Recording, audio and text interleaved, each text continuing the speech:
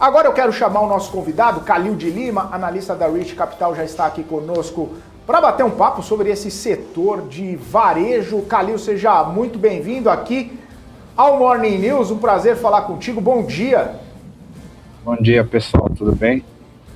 Tudo jóia. Calil, eu quero começar falando contigo, até repercutindo um pouco, né? Vimos aí a temporada de resultados, esse levantamento feito aí pelo Valor Data mostrando que as empresas estão com dificuldades ali por conta de taxa de juros, né, mais altas, custos dos investimentos pegando bastante na questão da lucratividade, afetando a lucratividade das empresas. Embora receitas tenham crescido por conta de repasse de inflação, as empresas estão com dificuldade de aumentar o lucro líquido. Queria saber como que você viu essa temporada de resultado no setor de varejo, esse impacto, né, dos juros foi forte no resultado dessas empresas. Como que você avaliou, né, toda essa movimentação dessas linhas das empresas aí, com receita até um pouco mais forte, porém afetando o lucro das empresas? De fato, isso aí foi um fator comum em diversas empresas do varejo, até porque muitas delas estavam bem alavancadas, né? Então a gente estava falando pré-pandemia de um custo de capital de CDI mais 2% e o CDI ali estava em 2%, 4%. Agora a gente está falando de quase um notional de 18%, né? Então, de fato, a gente viu algumas receitas ali crescendo 40% ano contra ano e alguns lucros até comprimindo, na verdade, né? Mas o que a gente acabou olhando muito foi a questão de margem bruta, né? Então, isso já ia acontecer, já era esperado, né? Com a alta de juros que ia comprimir. Então, a nossa leitura aqui foi ver margem bruta, se o pessoal estava conseguindo repassar preço, para ver se tinha algum indício de recuperação após todo esse período, porque a gente sabe que quem sobreviver agora, né, a gente está falando de o custo de capital vai cair lá na frente e ela está entregando mais receita, então por si só a empresa vai estar muito melhor, né, mas também teve outro fato que chamou a atenção, foi a questão de PDD, que ajudou a comprimir isso. Então, você vê muita gente que fez uma despesa de PDD, que passou ali pela DRE, às vezes 100% maior do que foi o ano passado. Por quê? Porque o crédito era mais barato ali, então você tinha muito consumo. Agora a gente está vendo essa questão de inadimplência, isso ajudou a comprimir um pouco antes de chegar do EBIT, e aí quando chegou lá, com juros, com custo de capital de 18%, a gente viu o lucro comprimir. Então, a nossa preferência aqui foi por empresas que estão apresentando uma recuperação de margem frente ao período pré-pandêmico, né? E aí tem alguns cases que são bem interessantes, e olhar alguma empresa que estava mais desalavancada, porque também em períodos de crise que a gente começa a ver algumas movimentações de M&A, e só vai conseguir fazer isso quem tem balanço para fazer isso. Calil, eu queria que você comentasse as expectativas aí da recuperação de vendas nessa segunda metade do ano, vendo que temos eventos como Copa do Mundo, Black Friday, né? A Copa do Mundo, por exemplo, já está beneficiando alguma varejista? O investidor já pode identificar isso, né? Eu queria falar, então, das perspectivas dessa melhora de cenário aí para esse próximo semestre. Perfeito. Acho que para a segunda metade do ano, né? A leitura é um pouco mais cautelosa, mas ainda otimista, até porque os resultados no segundo TRI surpreenderam em algumas varejistas muito o consenso, né? Então, tem toda uma questão de, será que teve algum adiantamento de consumo agora no segundo TRI que vai tirar o consumo do terceiro e do quarto TRI? A gente não sabe ainda, né? Mas falando com as empresas, as perspectivas de julho e agosto ainda estão positivas, então isso deve ajudar o consumo na segunda metade do ano. E aí, mais específico de Copa do Mundo, tem uma questão que a Copa sempre foi no meio do ano e agora você está junto com o calendário de Black Friday. Então, a gente não sabe se vai perder um pouco do calendário por conta disso, né? São duas atividades promocionais no mesmo calendário do ano, então não se sabe se vai ter uma canibalização ainda, por isso uma cautela. E além disso, para as varejistas em questão, a depender dos jogos e como o brasileiro for sair na rua para assistir os jogos, é muito difícil você ver num fim de semana, se os jogos caírem no fim de semana, ele ir para o shopping depois do jogo. Provavelmente ele já tomou algumas cervejas, vai ficar em casa, então você tira um pouco o fluxo do varejo se cair muito jogo no fim de semana e se a audiência for alta.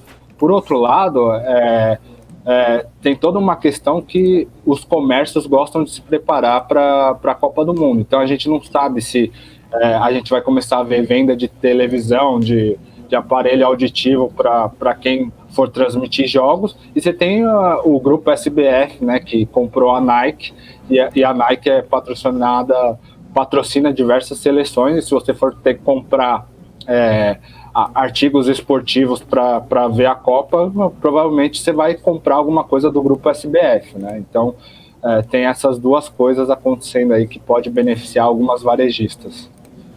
Uhum. E nesse sentido também, Calil, como você comentou ali, as varejistas do ramo de alimentação, não tem só essa questão da Copa, das pessoas se prepararem e tudo mais, mas também a gente vê uma, talvez, melhora ali na questão do desemprego e as pessoas tendo mais acesso a recursos e tudo mais. Isso pode ser uma parcela importante do destravamento dessas empresas, embora a inflação ainda esteja um pouco elevada, por mais que a gente tenha aí essa perspectiva de deflação agora em agosto e uma inflação mais baixa, como a gente viu até no Boletim Focus, divulgado agora cedo. Essa perspectiva de inflação, as pessoas com mais emprego, um sentimento um pouco maior de crescimento econômico, isso pode ajudar essas varejistas do setor de alimentação, os supermercados?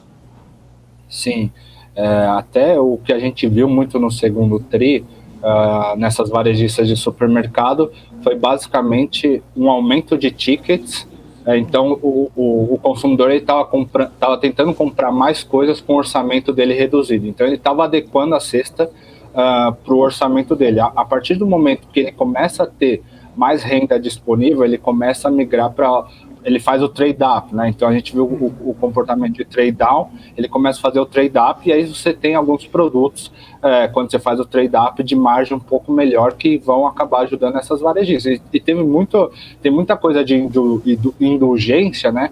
Que por conta de um orçamento reduzido, o cara não vai comprar. Então ele preferia comprar o arroz, o feijão e água.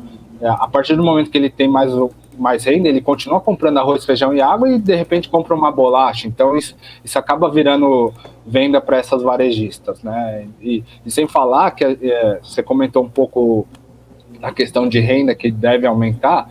A gente está vendo o Auxílio Brasil e tem toda uma questão que alguns bancos vão conseguir adiantar algumas parcelas de Auxílio Brasil, e aí você faz uma taxa como se fosse um desconto de recebível, vai ser um desconto de Auxílio Brasil, e eventualmente a gente vai ver a população que mais necessita disso, obviamente vai tentar fazer esse adiantamento de 24 meses do Auxílio Brasil, e isso acaba virando consumo também, né? Uhum. Calil, queria falar do Carrefour, né, que ficou em primeiro lugar ali no ranking da IBVAR-FIA, desenvolvido pelo Instituto Brasileiro de Executivos de Varejo e Mercado de Consumo, também em parceria com uma faculdade paulista, com um faturamento anual de 81 bilhões de reais em 2021. A varejista conta ali com 498 lojas nos 26 estados brasileiros, mais o Distrito Federal. Isso determina aí que a empresa então está liderando o ranking de maiores varejistas do país, seguida de Açaí e Magazine Luiza, por exemplo. Eu queria que você fizesse uma análise e falasse um pouco de Carrefour aí nesse período. Tá. Carrefour é uma empresa bem interessante que vem crescendo consistentemente ano contra ano, né? E aí, quando a gente olha para Carrefour, na verdade são três coisas que a gente olha. Você tem o setor de hiper, né? Que aí é um mercado um pouco mais premium, tem um mix diferenciado e vende eletrodoméstico. Então ele acaba tendo uma exposição a isso. Você tem a parte de cash and carry, né, que aí é muito similar à do Açaí, que é o atacadão, né, que esse formato de mercado ele vem ganhando muito share, né? Então ali, uns 2 anos atrás, ele tinha 26% de share do mercado. Agora, os consumidores, por conta de toda essa questão de renda, esse formato já representa 46% das vendas de mercado. Então, é um formato que cresce bastante, né? E em termos de precificação, o Atacadão ele tem os produtos mais baratos. Então, você acaba, em toda essa questão de renda, você acaba absorvendo bastante o consumidor que procura reduzir o custo dele com o supermercado. E aí você tem o banco, que ajuda a financiar todos esses clientes e acaba dando um resultado financeiro bem interessante para a operação. E aí, olhando para frente, né, eles acabaram de fazer a aquisição do BIG, então eles vão ganhar um pouco mais de exposição ao Nordeste, que era uma região que ainda era fraco no business como um todo, e aí ele consegue converter essas diversas lojas, seja para hiper, seja para atacadão, fazendo uma análise da região, qual formato mais se encaixa, o que tem de competidor ali, ele consegue converter essas lojas, ele já tem o know-how, porque ele vem operando muito bem nos últimos anos, e com isso você tem uma operação muito maior para os próximos anos que vai acabar trazendo muito mais venda e uma rentabilidade muito maior para o grupo, né? O Big ele tinha uma margem muito mais achatada do que do grupo Carrefour, então assim, só de você fazer esse ajuste de trazer a margem do Big para a margem do grupo consolidada, porque você vai operar muito melhor isso, você tem muito mais escala para negociar, agora que você também tem as lojas do Big para negociar, você tem bastante valor para destravar aí no futuro, e você ganha uma nova região para atacar ali, né? Uhum. Ô Calil, e aí nessa perspectiva, enfim, amarrando tudo que a gente está falando, né? Você comentou sobre possibilidades de consolidação, você falou sobre perspectivas para o varejo, e muitas pessoas com quem a gente conversa aqui falam sobre uma setorização, né? Geralmente o varejo que acaba tendo como público-alvo um setor mais alta renda, né, pessoas com mais poder aquisitivo, acabam se saindo melhor, seja no varejo alimentar, porque consegue fazer uma passagem aí da inflação, seja no varejo de moda, por conta das pessoas que, né, têm mais recursos para poder fazer suas compras, também em outros segmentos. Você acredita que os investidores, na hora de fazer suas análises, eles buscam esse tipo de varejo por ter uma percepção maior de trazer recursos, de trazer valor para o acionista? Você acha que nesse cenário as varejistas que lidam com mais alta renda têm mais possibilidades dessa entrega de valor para o acionista?